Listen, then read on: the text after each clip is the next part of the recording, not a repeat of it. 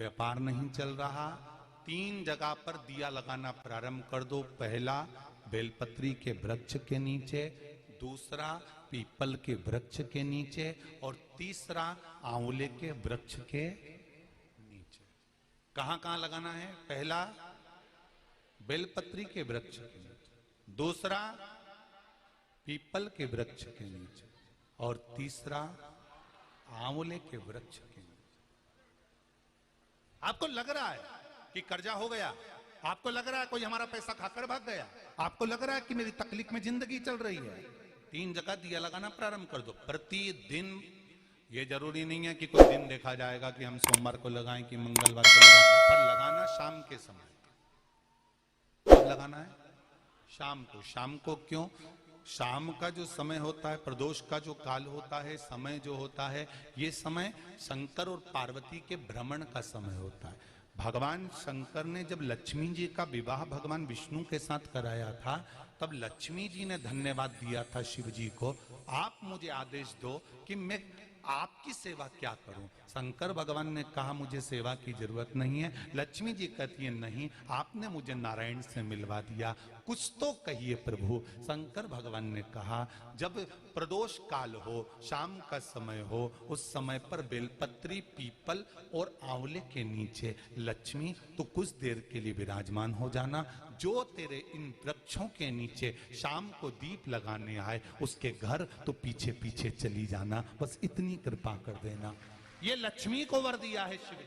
मालूम है कि खुला रहेगा तो जल्दी सूखेगा, पर उसने पट्टी केवल एक कारण से बांधी है कि इसमें मक्खी नहीं बैठे, मक्खी बैठेगी तो दिक्कत आएगी, इसलिए उसने पट्टी बांध कर रखा है। डॉक्टर भी समझदार होता है कि जहां कट लग गया, जहां पर बुरा लग गया, जहां पर घाव हो गया, वहां पट्टी बांध दी है। घाव अगर खुला छोड़ेगा तो जल्दी सूखेगा, ये डॉक्टर भी जानता है, पर उसने पट्टी इसलिए बांधी कि इसमें मक्खी ना बैठे। उसी तरह एक बात अपनी जिंदगी में उतार कर रखिए कि आप भी अपने तन पर अगर एक पल्लू, अपने तन पर वस्त्र अगर सही से धारण करोगे, इन टीवी चैनलों के माध्यम से इन नाटकों को देखकर अपने वस्त्र मत बनवाओ। हमारा पुरातन जो वस्त्र का स्वरूप था, साड़ियां, उस पहनावे को पहनना प्रारंभ करो तो मक्खियां तुम पर झूमने वाली नहीं है, ये निश्चित है।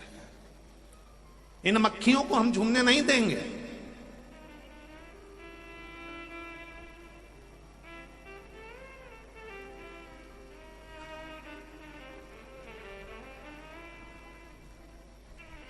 पहले भी कहा, आज फिर कहते हैं, जिस वृक्ष की जड़ मट्टी से ढकी होती है वो वृक्ष बहुत उन्नति करता है, सूख कर गिरता नहीं है।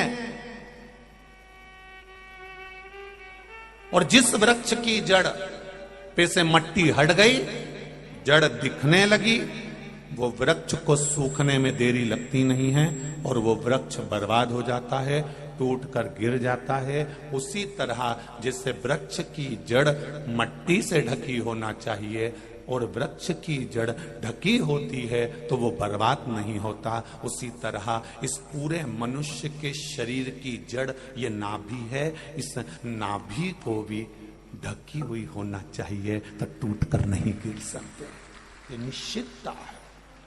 पर आज का फैशन इतना विचित्र हो गया, इतना विचित्र फैशन हो गया कि कपड़े भी बनाए जाते हैं तो उस हिसाब से बनाए जाते हैं कि जड़ दिखती रहे।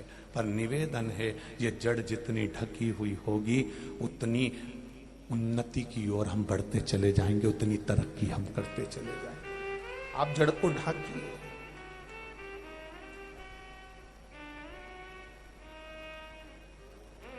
थोड़ा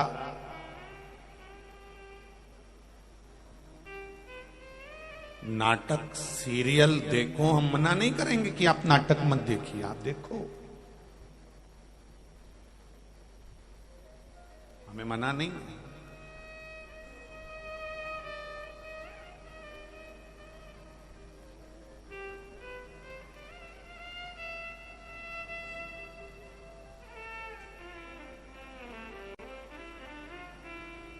नाटक देखना है देखो, सीरियल देखना है देखो, खूब देखो, पर उन नाटक में से वस्त्र को छाट कर मत निकालो कि इन्होंने ऐसा वस्त्र पहना है।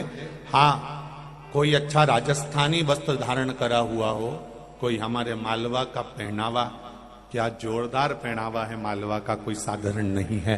इस पहनावे को अगर कोई पहना हो तो उसको हम धारण करें, उसको पहने।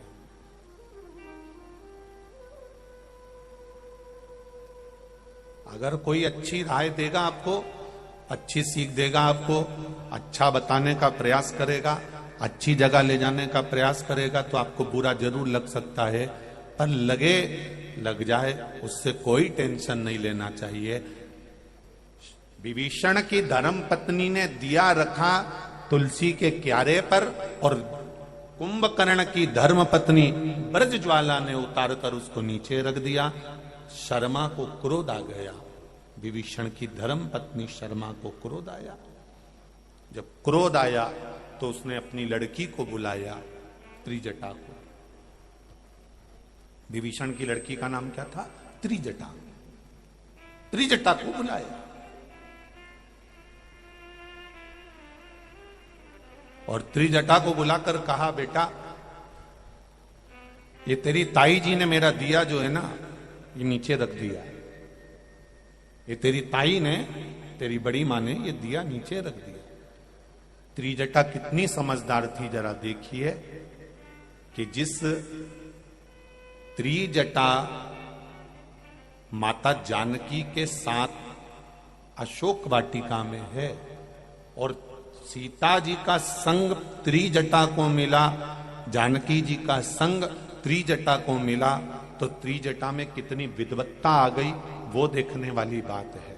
आज संपूर्ण भारत में, संपूर्ण विश्व में, केवल भारत में ही नहीं विदेशों में भी अगर लोग शंकर भगवान को एक बेलपत्र चढ़ा रहे हैं, एक लोटा जल चढ़ा रहे हैं, एक बेलपत्री चढ़ाने का तरीका उनको मालूम पड़ गया, जल चढ़ाने का तरीका उनको मालूम पड़ गया, चावल का दाना चढ़ाने का तरीका उनको मालूम पड़ गया, अभिषेक करने का तरीका उनको मालूम पड़ गया, तो इसमें भले थोड़ा बहुत बुरा लगा हो, परंतु संपूर्ण विश्व के कल्याण का प्रसंग है। संपूर्ण विश्व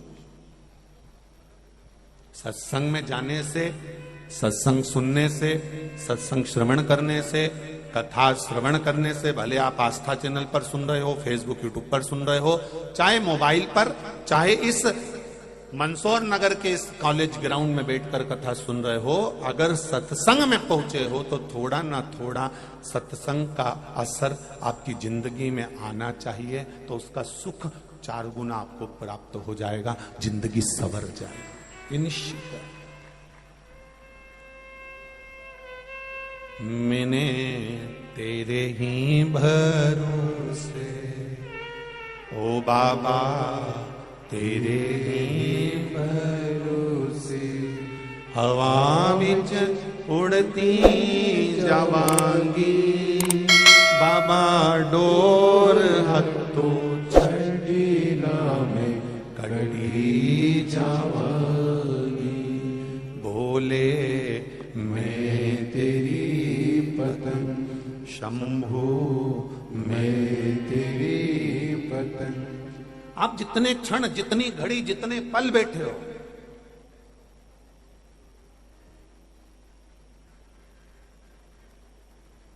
उतनी देर अगर सत्संग का थोड़ा सा भी असर आपकी जिंदगी में पहुंचा है तो उसका सुख मिलेगा।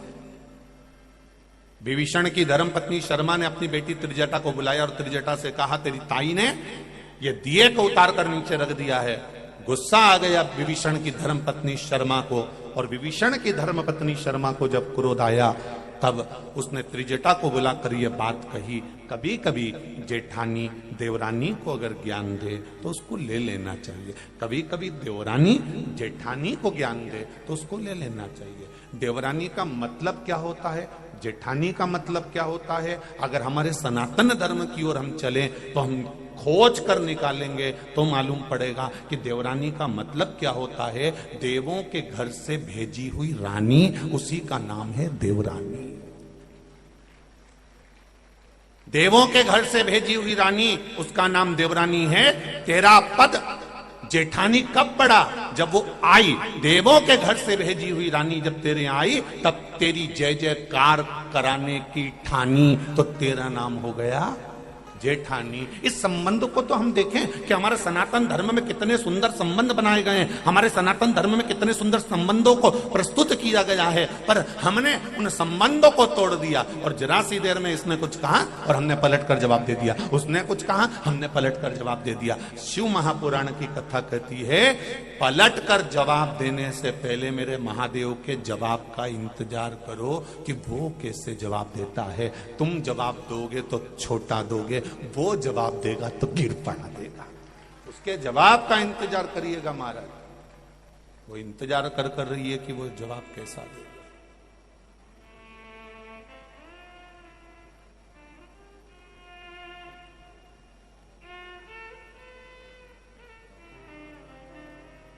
उसके जवाब का इंतजार करिए। कितना कितना भाव से आप लोग कथा को श्रवण कर रहे हैं।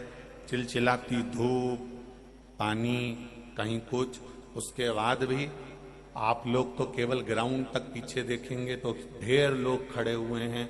यहां तक तो ठीक है, मेन रोड पर जाकर देखिए तो मेन रोड के डिवाइडर पर भी लोग बैठकर कथा सुन रहे हैं। जहां जहां चोंगे लगे हैं वहां पेड़ों के नीचे माता इकट्ठी होकर कथा सुन रही हैं। ये आनंद कहां से लाएंगे मंदसौर वाले?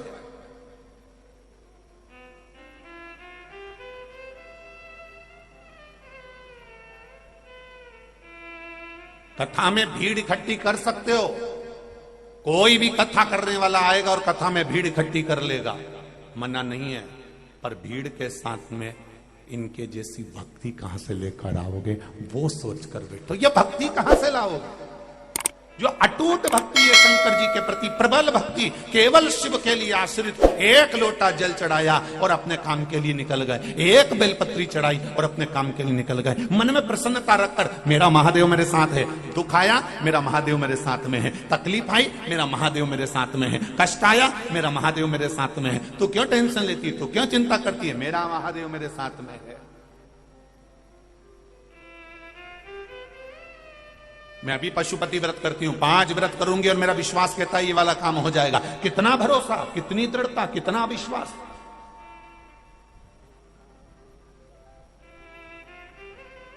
और बोलो री जीजियों, आप लोगों ने पशुपति व्रत करे होंगे, जिस कार्य के लिए करे होंगे, बाबा ने दिया कि नहीं दिया?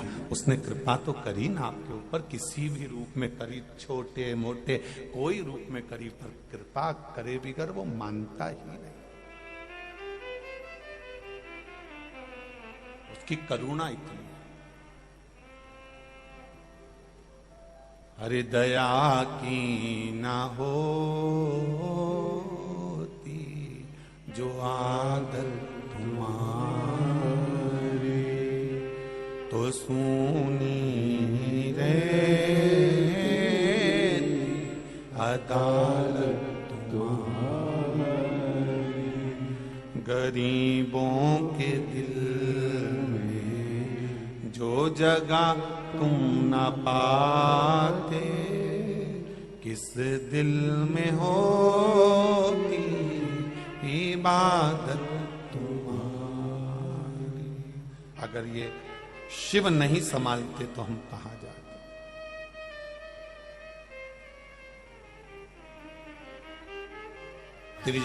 तो दोस्तों, अगर आपको ये वीडियो पसंद आया तो वीडियो को लाइक कर दीजिए, चैनल पर नए चैनल को सब्सक्राइब करके बेल आइकन जरूर दबा दीजिए, जिससे आपको आने वाले लेटेस्ट वीडियो का नोटिफिकेशन सबसे पहले मिलता रहे। तो दोस्तों, आज के लिए बस इतना ही। मैं मिलता हूं आपसे किसी नेक्स्ट वीडियो में नेक्स्ट टॉपिक के साथ।